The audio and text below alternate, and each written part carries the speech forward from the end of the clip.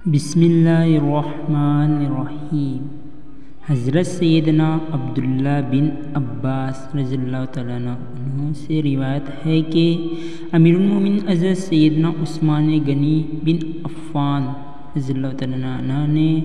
نبیوں کے سلطان سرور کائنات صلی اللہ علیہ وسلم سے بسم اللہ الرحمن الرحیم کی فضیلت کے بارے میں پوچھے تو آپ صلی اللہ علیہ وسلم نے فرمائے، اللہ کے ناموں میں سے ایک نام بسم اللہ اسم اعظم ہے، اور یہ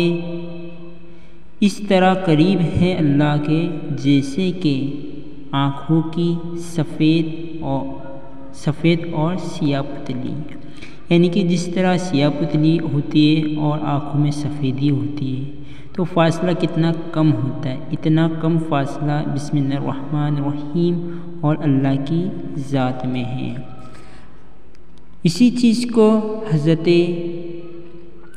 پیرانی پیر غوث اعظم دستگیر رحمۃ اللہ تعالیٰ علیہ فرماتے ہیں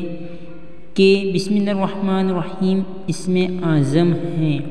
اور دعا کے وقت اسم اعظم ساتھ جوڑنے سے دعا کی قبولیت ہوتی ہے۔ آج 11ویں شریف ہے تو کوشش کریں کہ بسم اللہ الرحمن الرحیم دعاؤں میں شامل کریں اور اللہ کے اس اسم اعظم کے وسیلے سے دعا کریں۔ اللہ تبارک و تعالی ہم سب کو دونوں جہاں میں کامیابی عطا فرمائے، آمین، بجائے نبی الامین صلی اللہ علیہ وسلم۔